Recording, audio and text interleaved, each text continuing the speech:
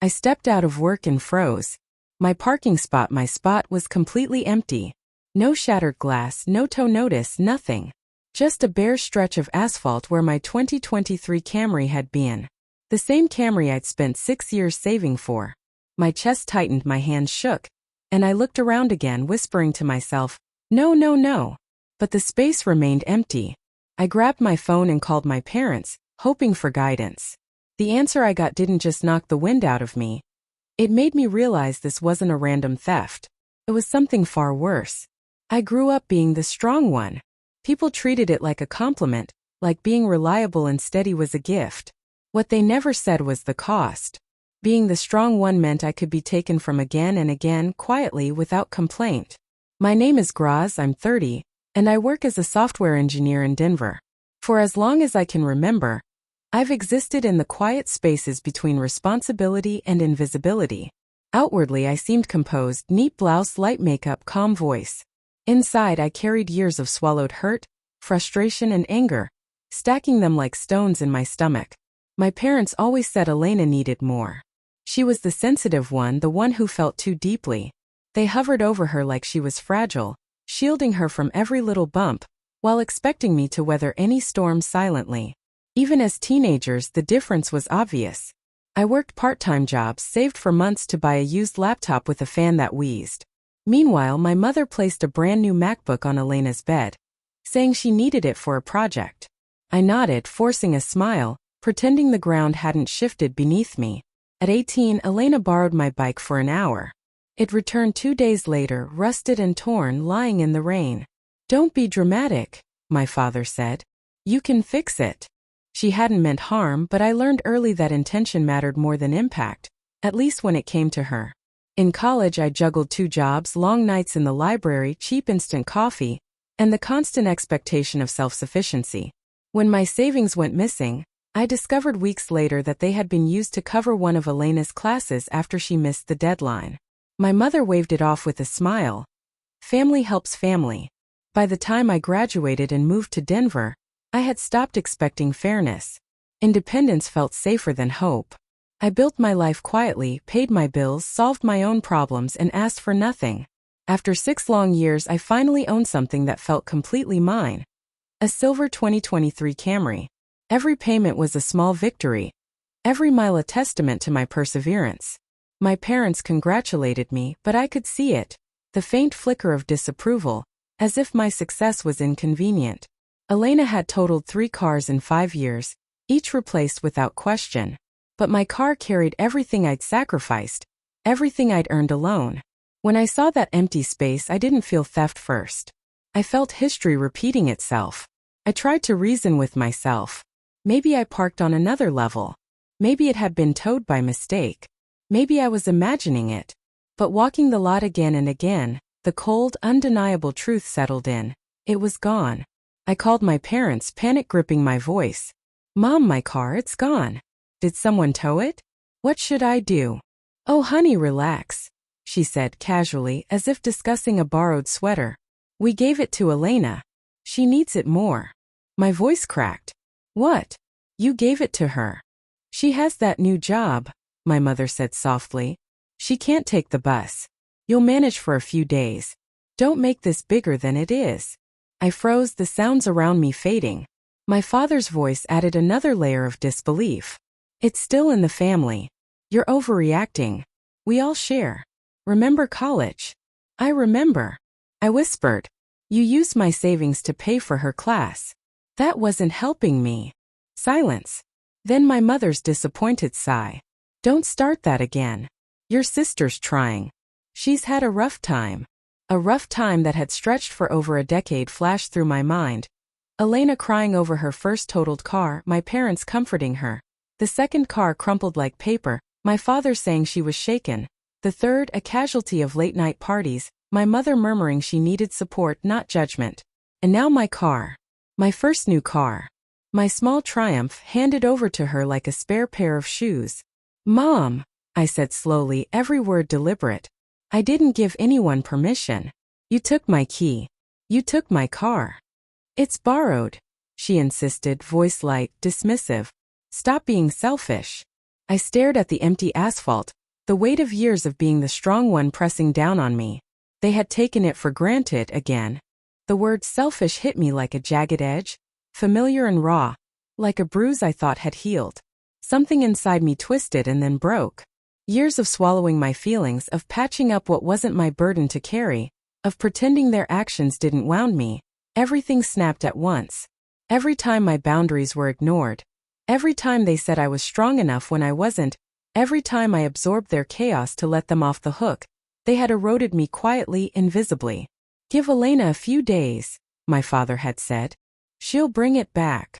No, I replied, voice tight. She won't. My mother's warning cut through the phone. Don't do anything reckless, Grain. But I had already heard the word they always hid behind, family. Family was their shield, their excuse, the leash they assumed I'd never sever. And for the first time I saw it clearly. I wasn't the strong one. I was the predictable one, the one they believed would never push back. I ended the call, my voice shaking as I whispered to myself, and dialed 911. 20 minutes later, Officer Ruiz arrived, the Denver sunset painting the building's gold behind her. Her presence grounded me. I handed over every document, registration, insurance, payments, my fingers trembling. All under your name? She asked. Yes. Completely mine. Her nod was slight but precise. And no one had permission? No. Not a single person. Speaking it aloud, asserting ownership, felt like stepping onto new territory. Ruiz photographed the empty parking space, scanned the security cameras, and radioed a bolo. When she spoke Elena's name into her radio, it felt as if the air had been punched from my lungs. Family theft cases are still theft, she added. The law doesn't make exceptions for feelings. Her words hit harder than seeing my car missing. My life had been built around exceptions, me shrinking so Elena could expand, me taking blame so she could dodge consequences. For the first time, someone drew a line where my family never had. When Ruiz left, the parking lot felt enormous and empty. I sat on the curb staring at the asphalt, expecting a rush of triumph, a sense of reclaiming what was mine. But all I felt was guilt. My parents' voices replayed in my head, selfish, dramatic, ungrateful. The labels they'd etched into me since childhood. Returning to my apartment, the space felt alien. My sanctuary was foreign. Tea tasted metallic in my mouth. The city lights flickered against the windows as I sank into the couch, letting the weight of my decision settle. Reporting family wasn't simple. It tore at every loyalty I'd inherited, every rule I'd absorbed. But the thought of Elena behind my wheel, laughing, flaunting what wasn't hers, twisted something inside me. She hadn't called, not once. Neither had my parents. That silence spoke volumes. Later, my phone buzzed with calls and messages from relatives, all echoing the same sentiment. Drop the report, protect the family, be understanding. Not one asked if I had a safe way home. For the first time, I ignored them. It wasn't strength. It was exhaustion. And in that exhaustion, a new resolve took root. They had crossed a line and I wouldn't erase it. 3 days after filing the report, Officer Ruiz called. I was at my desk, sleepless, barely eating, suspended between fear and stubbornness. We located your vehicle, she said. Your sister was stopped for speeding near Aurora. The car's impounded. Impounded. The word rolled through me, a storm of relief, anger, and dread. And Elena? I asked. She's fine. She's being questioned. Her voice grounded me. Fine. Of course she was fine. My hands trembled as I thanked her. The guilt surged again. Elena in a police station, my parents in panic, relatives sharpening their judgment. But beneath it all, something colder throbbed. A sense of justice I hadn't felt in years. That evening, I drove a rental to the impound lot. The warehouse loomed behind a chain-link fence, floodlights cutting through the dusk. A clerk handed me forms without a glance. Camry Silver, Space 34. My heart pounded as I walked the rows, each step heavier than the last. Then I saw it. My car. But it wasn't the car I'd left. Fast food wrappers littered the seats, makeup smeared the passenger door. An energy drink soaked the console. Mud stained the mats, the gas tank nearly empty. Even my emergency blanket was crumpled in the back like trash. Someone had taken a piece of my life and dragged it through the dirt. 8 hours. That's all it took. 8 hours, I whispered. Officer Ruiz studied the interior, exhaled, and nodded. People treat what they don't earn differently, she said. Her voice wasn't judgmental, just honest, brutally honest. I braced myself on the doorframe, letting the simmering anger bloom sharp and clear. Everything clicked. The bike in the mud at 18, the savings taken for her classes, the laptop handed over like royalty. Elena had been taught that consequences were optional. But not this time. Once the paperwork was done, Ruiz handed me the keys, pausing. "Whatever happens next," she said quietly, "remember this. Accountability isn't cruelty." And in that moment I realized it wasn't about cruelty. It was about finally drawing a line. About finally reclaiming myself. The words echoed in my mind long after the courtroom door closed. A week later I found myself sitting on a stiff wooden chair outside courtroom 4B. The air thick with the sharp scent of disinfectant and old paper. My parents were nearby, murmuring rapidly in Spanish. Between them sat Elena, her gaze fixed on the floor, her leg bouncing nervously. She wouldn't meet my eyes. When the clerk announced the case, we filed in. The judge, a stern woman with eyes that seemed to pierce right through you, scanned the documents before turning to Elena. "Miss Reyes, I understand you wish to enter a plea today." Elena's nod was slight, her voice almost swallowed by the courtroom. "Yes, Your Honor. Please read my statement aloud." I didn't look away. I needed to hear her every single word. Elena's hands trembled as she unfolded the paper. "I, Elena Reyes, acknowledge that I took my sister's vehicle without permission. I knew it was not mine, yet I took it, assuming she would forgive me. I understand my actions were wrong, and I am truly sorry." For the first time she sounded like an adult. Accountable, stripped of excuses, unshielded by childhood. The judge nodded. "Let the record reflect a guilty plea." My pulse throbbed in my throat. The sentence was read.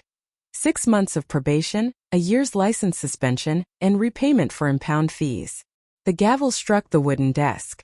My parents inhaled sharply, shock evident on their faces. But more than their reaction, it was their focus that stunned me.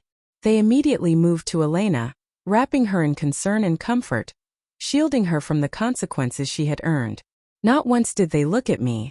As the courtroom emptied, I remained still. Elena brushed past, inches from me, her cheeks flushed, her eyes swollen. She seemed poised to speak, but my mother's hand gently guided her forward. "Not now. Don't let her make it worse." For the first time in what felt like forever, I exhaled fully. The anger, the shaking, the helplessness, they all fell away. It was as if the part of me that had spent decades apologizing for existing had finally taken a long, deliberate breath. Outside, the sky over Denver hung low and heavy.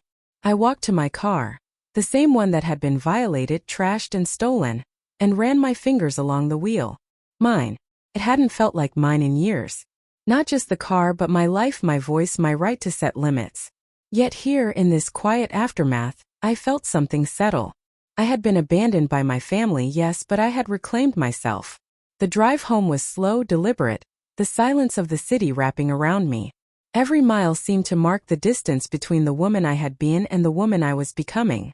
When I reached my apartment, the air felt different, almost like stepping into a freshly restored room. I placed the papers on the counter, made a cup of tea, and sat by the window. I wasn't celebrating. I wasn't mourning. I was reclaiming. A small voice whispered a truth I'd long ignored. This wasn't the end of my family, it was the beginning of my freedom. In the weeks that followed, the noise faded. Calls stopped. Guilt softened. For the first time, my days weren't a battlefield I had to hold together with my bare hands. I moved to a new apartment closer to the foothills, where the air felt lighter. I changed my phone number and held on only to those who treated me with respect. My days found rhythm.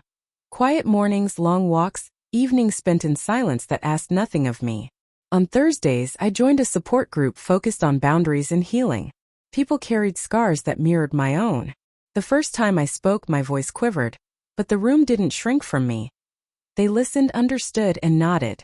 Slowly, I began to feel some of the tension inside me loosen. I had my car back. More importantly, I had myself back. One afternoon, sitting behind the wheel and looking out over the mountains, it hit me. Justice hadn't torn my family apart. It had restored me. A year later, a plain envelope arrived in my mailbox. No apology, no blame. Just a note in handwriting I knew instantly, Elena. She shared that she was in therapy, learning responsibility, learning to live without taking from others to survive. She ended simply, I know I hurt you. I'm trying to do better. I tucked the note away without a reply. Some stories don't need reunions to close. Recognition alone is enough. That evening, as the steering wheel caught the last orange streaks of sunset, I understood something vital. What belongs to me stays mine, not because I hold it in fear, but because I finally learned to protect the person behind the boundaries.